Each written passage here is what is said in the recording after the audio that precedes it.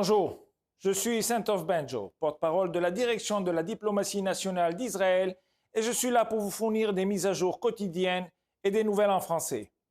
Hier, le service de sécurité Shin Bet a publié la vidéo de l'interrogatoire du directeur de l'hôpital Kamal Adnan à Jabalia, le docteur Ahmed Mohamed Hassan Al-Khalout. أحمد محمد حسن الكحلوت شو وظيفتك الحالية؟ مدير إدارة. Outre son rôle de directeur d'hôpital, M. Al-Khalout occupait depuis 2010 un poste de général de brigade au sein du Hamas. Il est loin d'être le seul.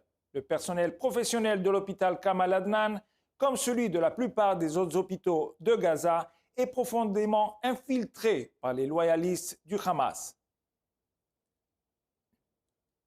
Al-Khalout a cité de nombreux médecins, infirmières, auxiliaires médicaux, employés de bureau et membres du personnel dont les tâches médicales ne sont qu'un travail de jour. Leur véritable loyauté va à leur poste au sein des brigades Ezzadine al-Qassam et d'autres sections du Hamas. La réquisition des hôpitaux pour en faire des centres de commandement terroristes et des caches d'armes ne se fait pas par la force. Il s'agit en fait d'un travail interne.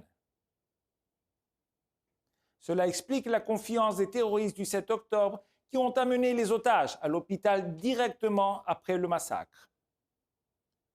Le Hamas a déclaré Al-Khalout considère les hôpitaux comme ces zones de sécurité, c'est-à-dire des zones protégées de l'action de Tsahal.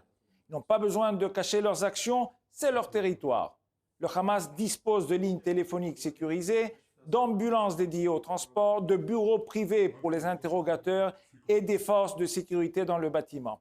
L'ensemble des installations est consacré à la poursuite des objectifs terroristes du Hamas, y compris le transport et la dissimulation d'otages, comme l'explique Al-Khalout de manière glaçante. Ils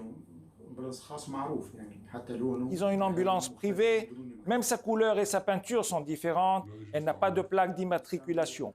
Ils l'ont utilisée pour transporter le soldat kidnappé et les corps des autres. Elle ne nous a pas aidé à transporter nos propres blessés. Les installations médicales, les ressources et le personnel ne sont qu'un aspect de l'usurpation plus large des institutions civiles de Gaza par le Hamas. Là où nous voyons un sanctuaire humanitaire, le Hamas voit une zone sûre pour la terreur et l'exploitation. Ce schéma n'est nulle part plus évident et sinistre que dans le système scolaire de Gaza.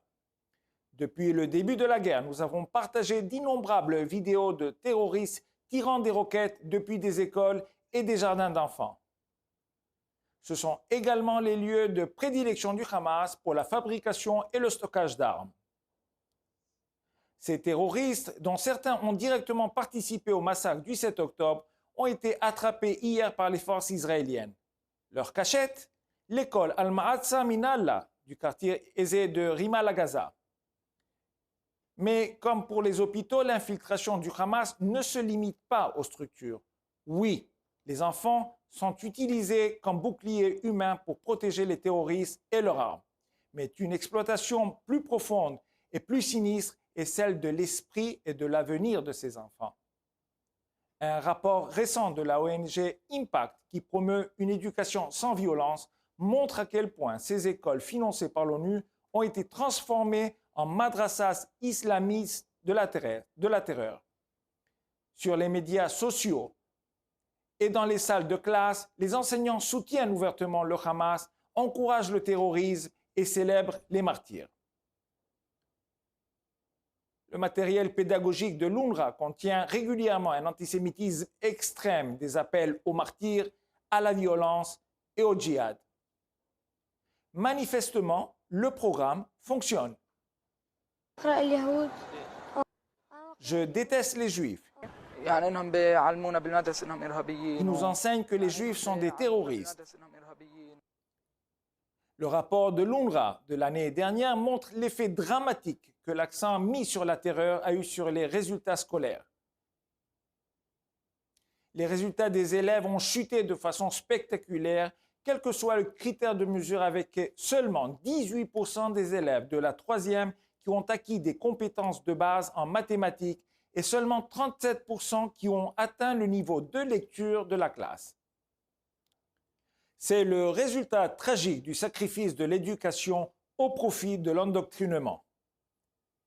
Comme toujours, nous sommes à votre disposition pour répondre à vos questions 24 heures sur 24 aux coordonnées affichées à l'écran. Merci de votre attention.